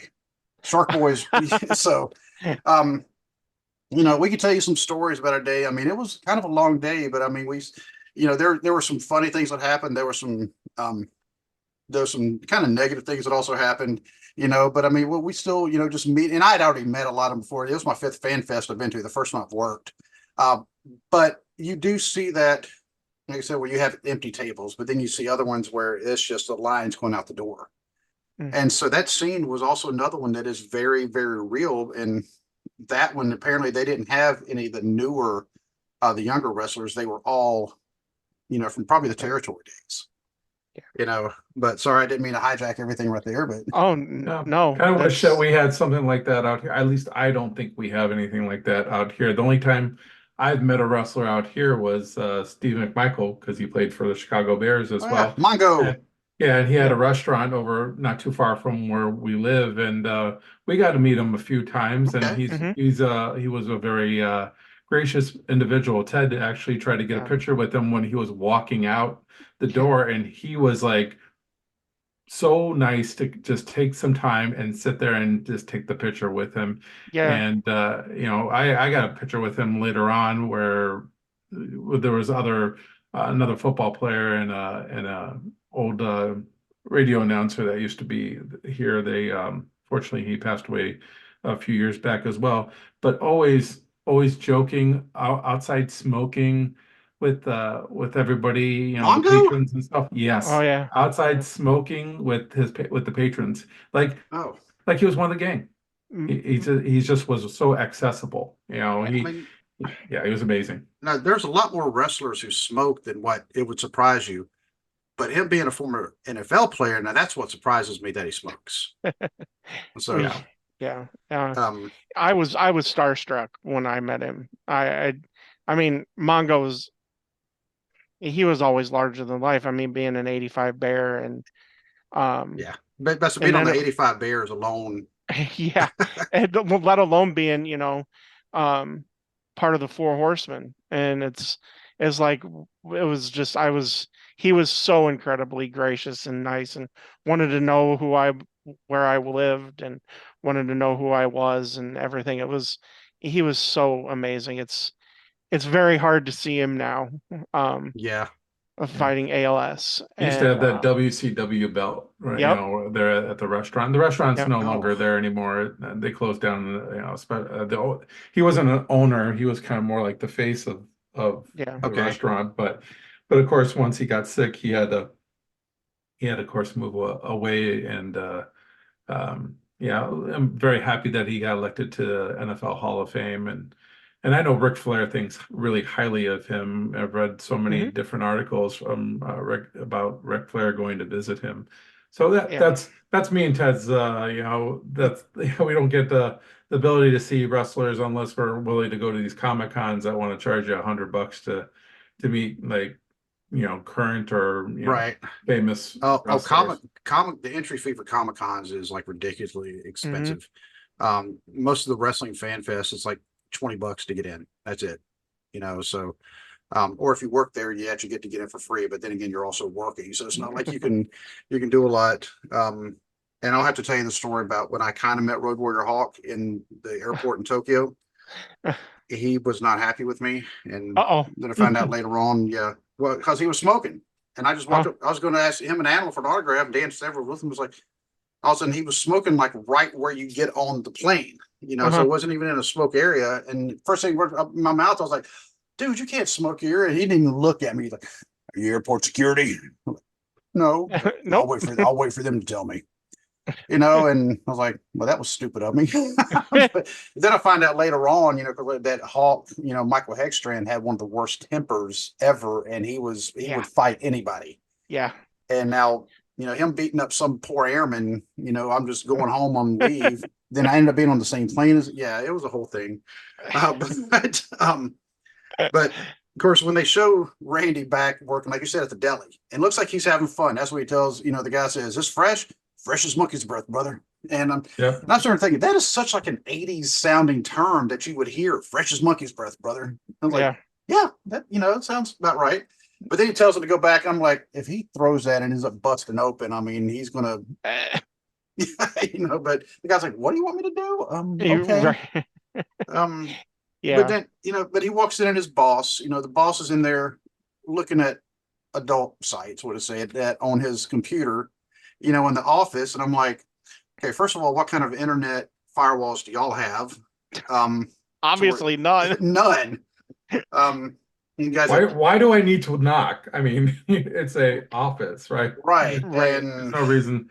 I do like it when he asks for more time and he tells him that he could work weekends and he goes, wait a second, don't you sit on men's faces on the weekends? right. That's one of my And favorite What lines a for him. jerk. yeah, I mean, he was. I mean, because he looks down on him for being a wrestler, but that also made me think, about the insurance thing. Um, Maybe he does have insurance, but they would somehow have to get a hold of them.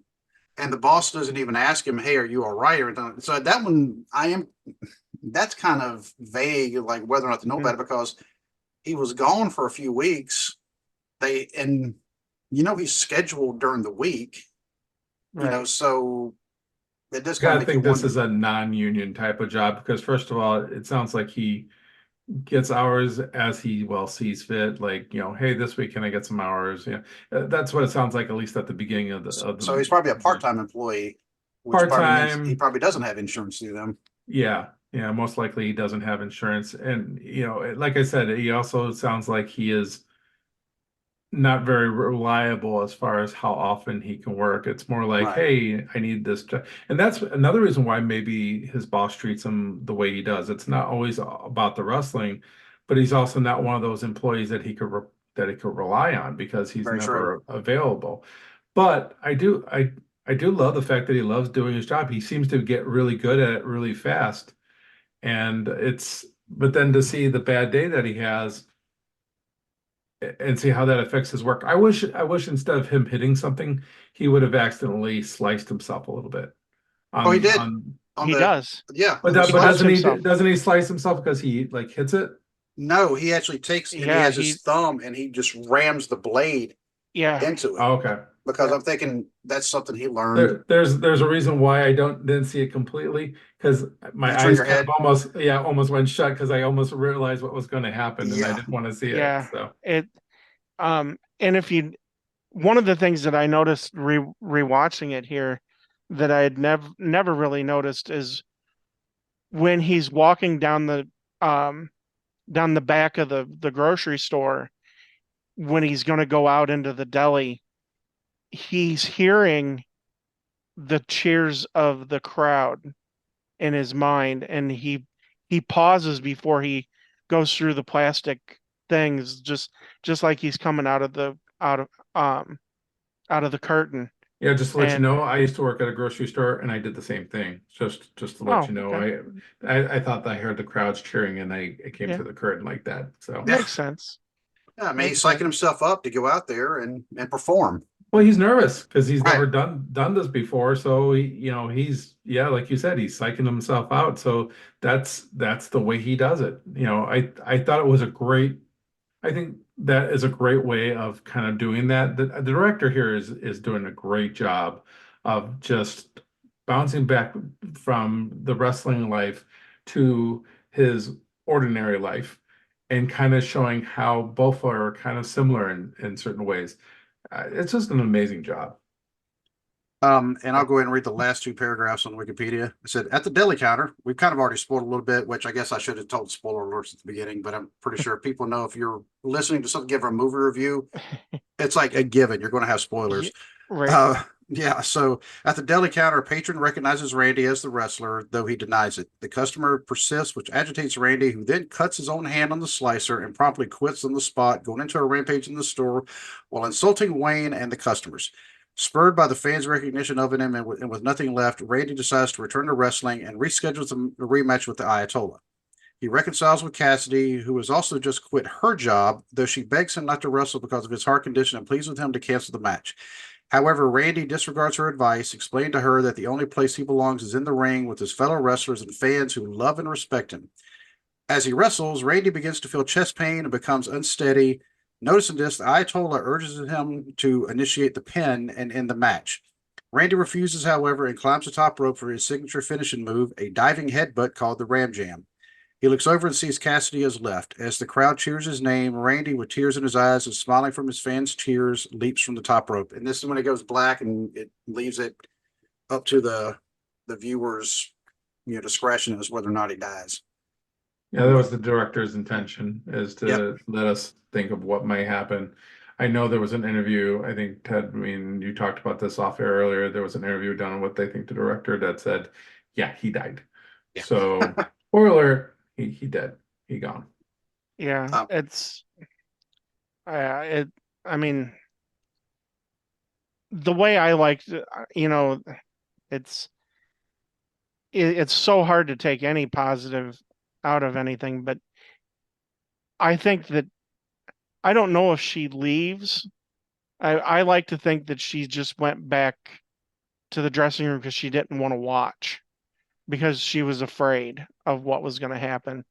I mean, most likely that's just me trying to put some sort of positivity into it.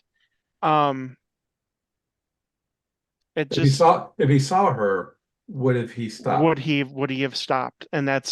And see then that's the question. It's um yeah, it's I very don't think he does. I think he still gets onto the top of yeah, the rope and does it because she's already kind of pleaded her case to him.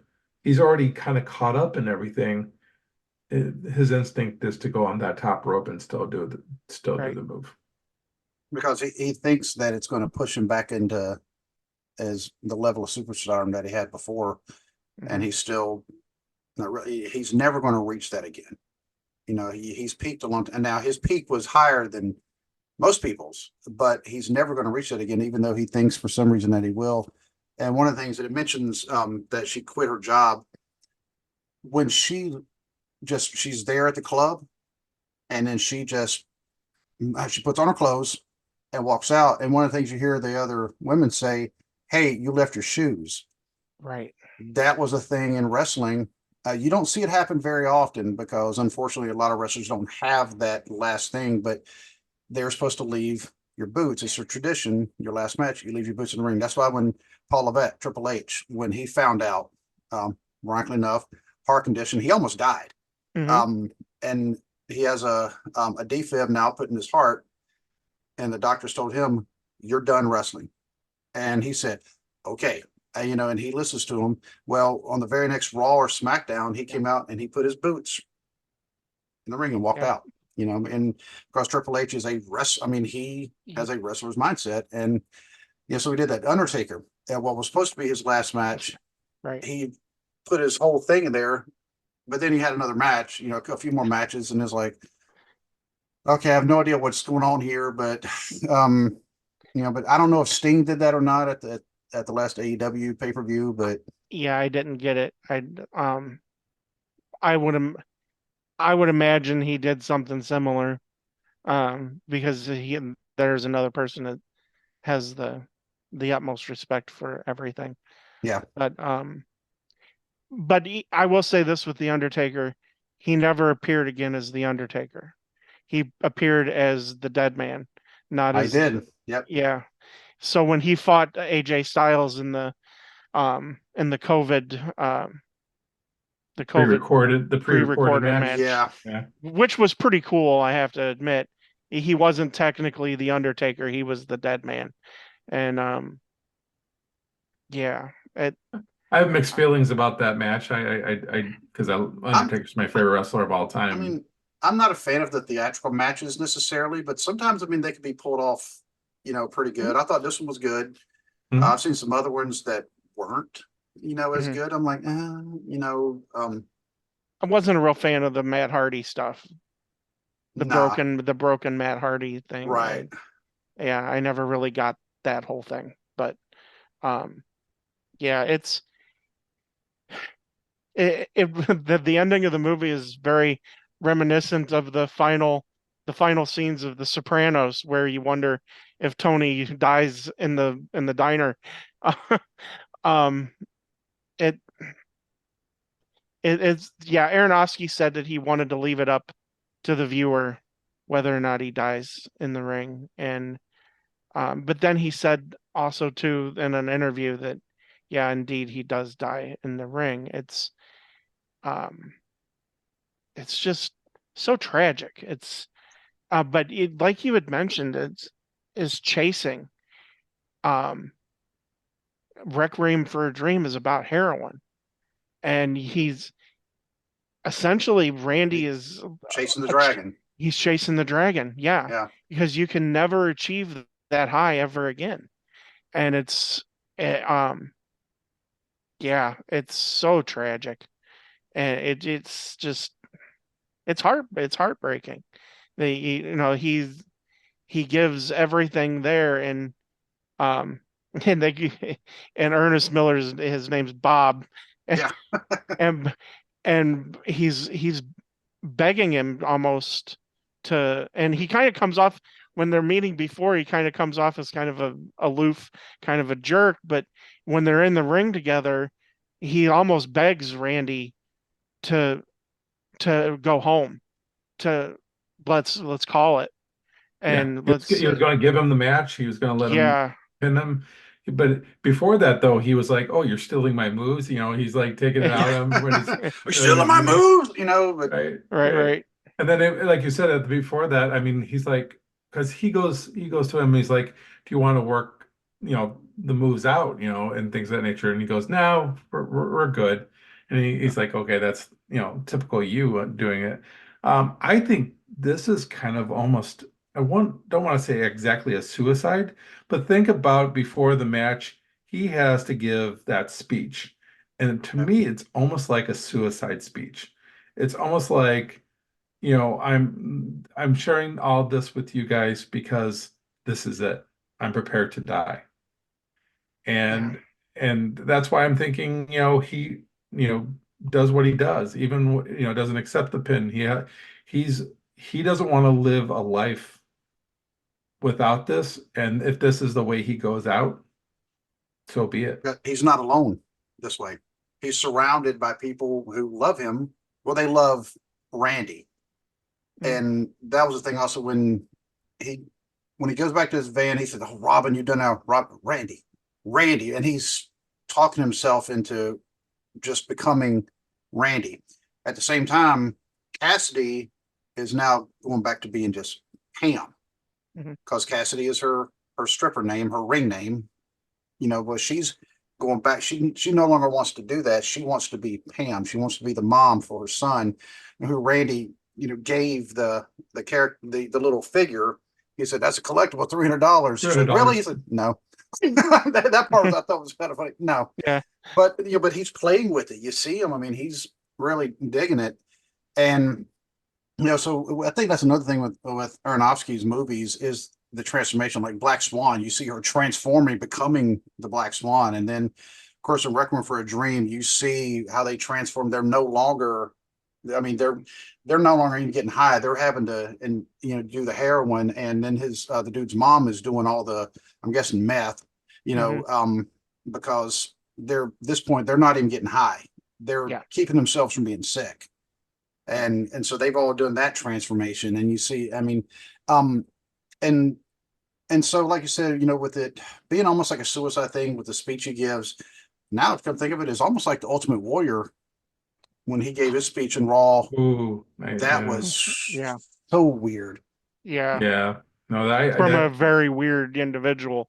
But Yeah, yeah, yeah. that's a I also good that's a good comparison. it's a very good comparison. I want to also add the fact that when Randy has his heart attack and when he almost has another one when he's jogging, he's alone.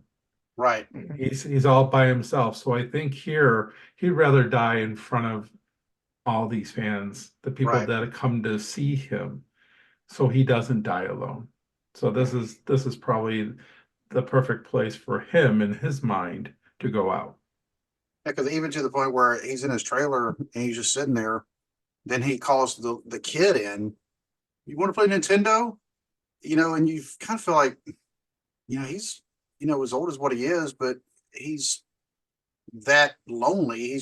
I just want some company just to play this game. And even that, he's playing the old Nintendo. Of course, at this point, this is in 2008. You're talking like PS3 at least. Oh yeah. And then like the GameCube and the Xbox 360, I think would have been Oh yeah, the newest definitely. system. But he's still playing a Nintendo, and the graphic, and the game kid said, "Man, this game is so old." Let me tell you about Call of Duty 4.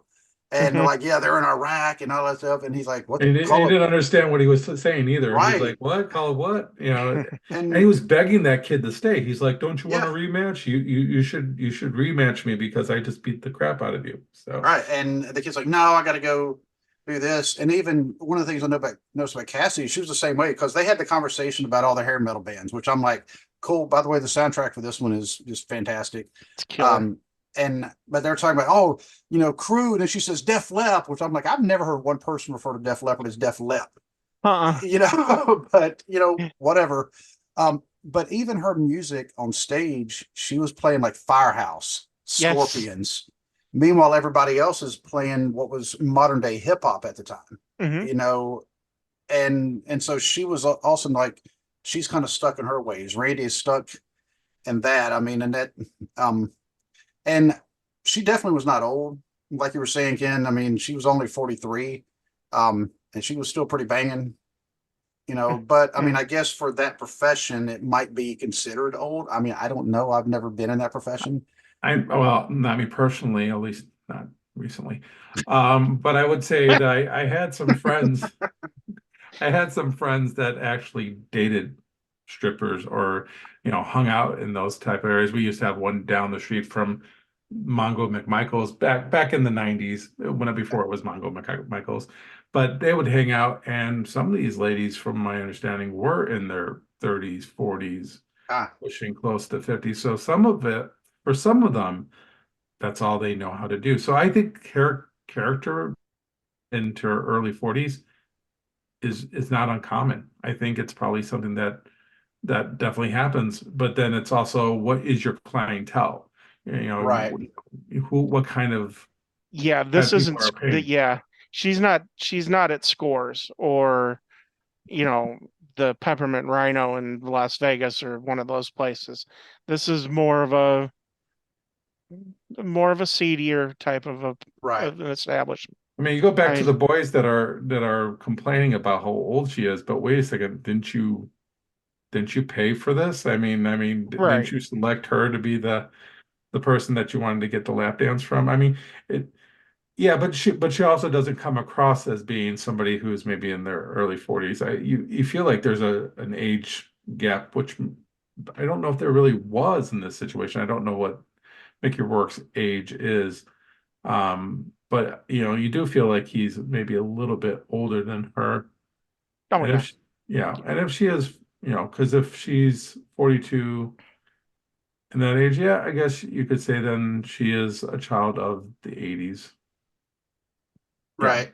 And So, and then she later on played Aunt May in the Spider-Man movies. And my Hmm. son, who's 13 now, but he was like 11, he's like, man, Aunt May's hot. yeah. And Oh, yeah, Fun I yeah, know. fact, fun fact about the music, Axl Rose gave "Sweet Child of Mine" as for free for free. Yep. because of the financial difficulties that they had making this movie. In fact, Mickey Rourke, who was originally considered, the studios didn't want him. They didn't want to insure him. That's how risky he was at that particular time. They actually offered it to Nicolas Cage, I the can't part. I can't see And Nicolas Cage doing no, and this. Nicolas Cage couldn't either. In fact, he first got permission from Mickey Rourke to do it, but then he realized he had to bulk up to the point of somebody that looked like he was on steroids. Well, we all know what Nicolas Cage looks like. He's Hmm. he's very, I wouldn't say he's Larry. frail or anything like that, but there's a reason why he was in Leaving Las Vegas. He's closer to that than being buffed.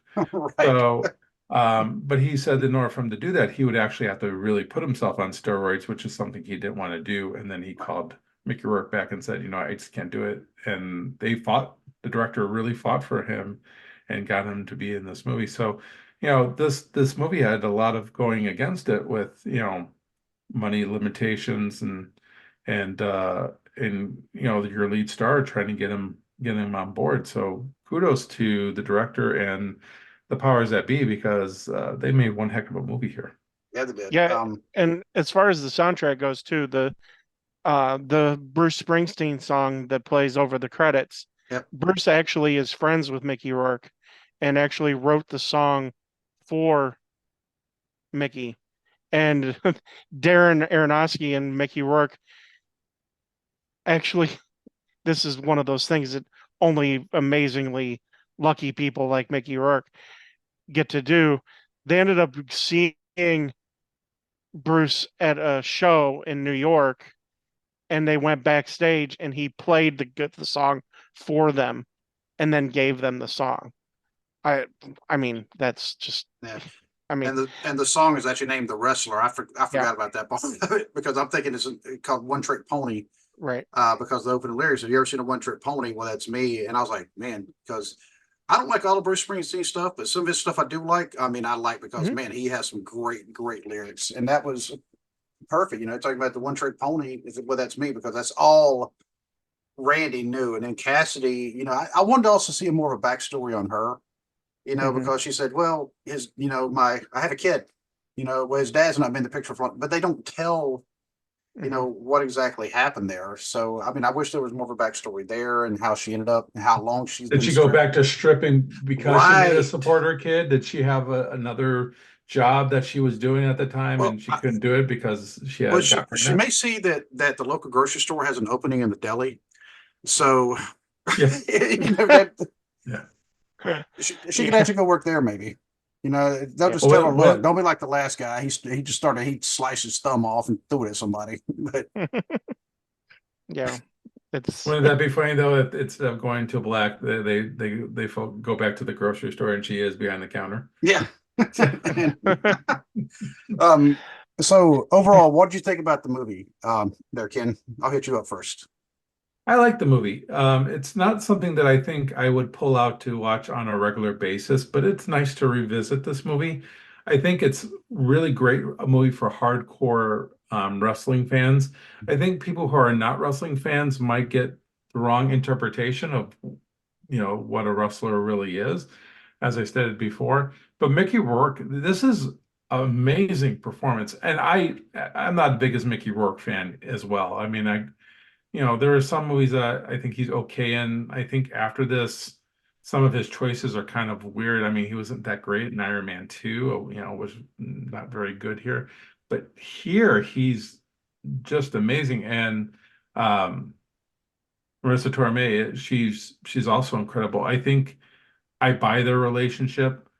I I loved I love the cinematography here. I love the approach that is being taken with, like I said earlier, with this dirty film, dirty, grain type of look. It's because it is a sad story, and it paints. I mean, the feel of the movie is that one of grit, and I really appreciate how this looks. As far as, if I were to be on our Hooked on Movies podcast, I would probably, out of 5 hooks, probably would give it 3.5. It's a movie that I probably will, see again down the road, but to be honest, wouldn't be something I would see anytime real soon. Makes sense. How about you, Ted?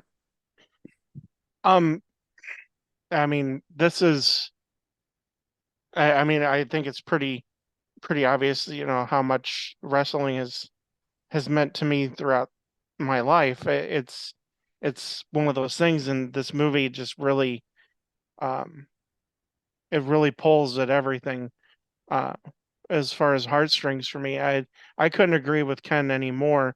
The way the movie's shot, Aronofsky does just an amazingly brilliant job here. This is one of his best movies, in my opinion. And as a resurrection role for Mickey Rourke, I mean, this is outside of like the Pope of Greenwich Village. I mean, this is probably going to be his career-defining role. I mean, it's almost like he was, because it does mimic his real life in so many ways too. It's almost like he was born to play this role. And if I'm in, here's the thing with any Aronofsky movie, it's not one that you just pull out for a good time to sit and have some popcorn and you're gonna come out feeling better. Um, It's not Passion of the Christ either, though, so you can have some no, it's popcorn. it's not a snuff film, which I have so many problems with that movie. But I like it. it, I've only seen the movie twice, and because I couldn't see it a second time until recently, it traumatized me. Um, it just if I was going to give this movie, as far as a movie goes, if we were on our podcast, I would give it 4 hooks. I do like the movie. I own multiple different copies of it. I on DVD and digital, and it's it's just a good movie. It's here. I like to use this term in describing movies. This is why I like movies, because this is a movie's movie. It is just a great watch. How about you, Um, Steve? yeah, I would agree. I mean, I'd also do probably leaning closer to the 4 hooks. Um, but the reason I wouldn't give it 5 because, like I said, there's certain things I felt like they could have had more of a backstory. I do like the way it was shot because it has more of an authentic feel, especially like the scenes with the wrestlers in that meet and greet where there's like nobody there, but you see it's not exactly like it's in a nice big arena. I mean, it looks like it's in a old empty store that they just rented out for the day. Look You like know, like a it may VFW have or been a something. VFW, yeah, VFW or American Legion, something like that, because then Yeah. they do have those. I have watched a wrestling match in a VFW hall, and now that particular event is actually gotten so big they had to move it out into a bigger place.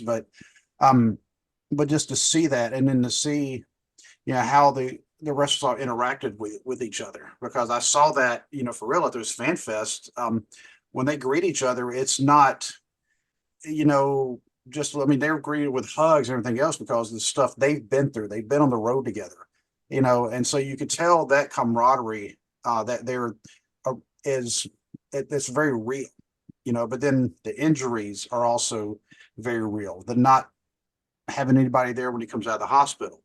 He has to take a cab to go back to where his van is parked. That's real because a lot of times the wrestlers they don't like going to the hospitals because they know that could also be them in there. So I like that part. I just wish there was more of a backstory, um, to explain the relationship between him and his daughter, and then to explain Cassidy, what led to her becoming a stripper. And even after I don't know, was she a stripper before she had her son, or would she become a stripper afterwards? I wish there was more to that, but otherwise, yeah. I mean, I think I would be leaning more towards the four hooks.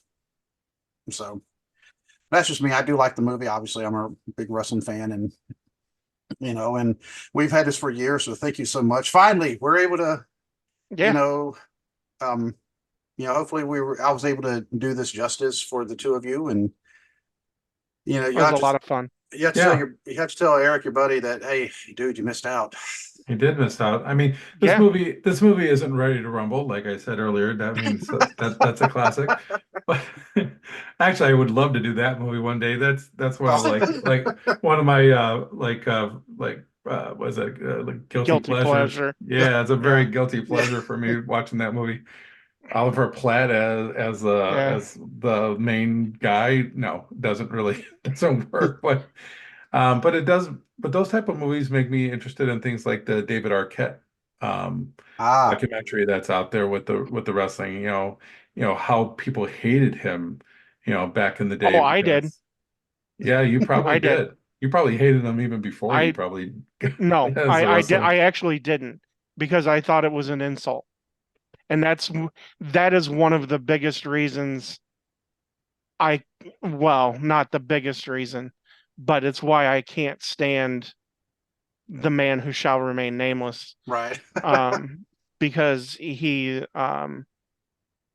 he's just a trash bag, and David Arquette didn't even want to have that didn't want to be WCW champion, and yeah, I many problems with that, but um, Good documentary though, if you haven't seen it yet. Go oh, I, yeah, check it I I out. have saw it.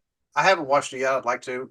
I Yeah. actually looked into maybe getting David Arquette on the show, but his price is a little too high. Oh, I'm sure. Yeah. Yeah, so because I I mean, mean, obviously, he's he has the he's acting done with thing all too. those Scream movies. Spoiler alert, by the way. Yeah. Done with all those Yeah. Scream movies. So. Yeah. Um, I yeah. but he's an idiot, because he cheated on Courtney Cox, so he's just dumb. Yeah. That's not very intelligent. Yeah, That's pretty stupid.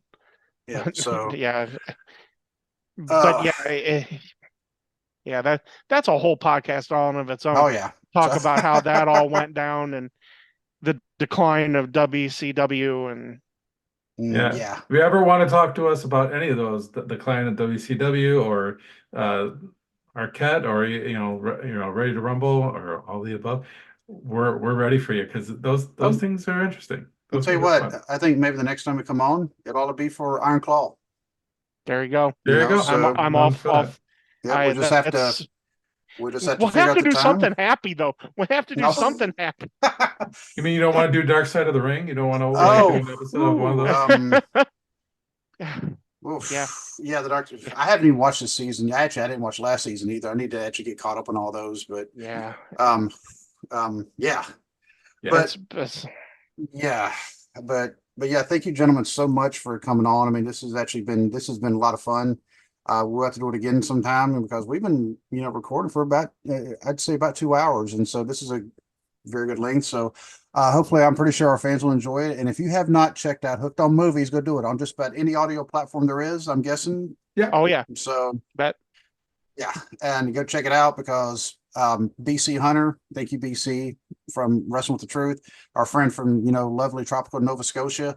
I first heard y'all on there, and so I've been trying to keep up with your podcast ever since. I have missed a couple episodes, I will admit. Sometimes I look, I'm like, I don't really know that movie, but You should sometimes I'm check like, out you know what, I'll listen to it anyway. Just you should check out our Full Metal Jacket episode since you had mentioned that in the um, podcast. actually, I think I have. I'll have to go listen to Yeah, it. So um, that's an uncomfortable episode for me. I got a little too heated during that episode, We but we actually I had to do some really creative editing with that one because oh, me and Ted went I wouldn't say to blows, yeah. but well, Ted's a Marine guy and I'm not, Legion, but I prefer Army type of movies and he's more of a Marine uh, type of movies. So we were just kind of on different oh, wavelengths during that time frame. I'm Yeah. I'm a retired Air Force Master Sergeant. there's not any good Air Force movies out there. I just want to throw that. I mean, There's none Top. of them. Oh, well, Top Top Gun's Gun's Navy. Right? Yeah, Iron yeah. Iron Eagle And is okay, Iron Eagle. Yeah, but And yeah. Top Gun is not that good, Ted. Sorry to burst your Hey, bubble on that. So it's a guilty pleasure. well, there you go. I was a kid. I was a kid. It hit all the right feels. then I don't I know how you could I explain Top Gun 2 then. Sorry. I cried when Goose died. So all right. But everybody go check it out. Hooked on Movies. Any audio platform you can think of, and go give them a 5-star rating. Give them a review. You know, that's what helps us all grow. In fact, I think if I haven't given you a 5-star rating and review, I need to. I think I have, but let me go check just in case I haven't. You know, but until we can actually meet again, my friends, good night and God bless. God bless you. Thank you so much. Thank you.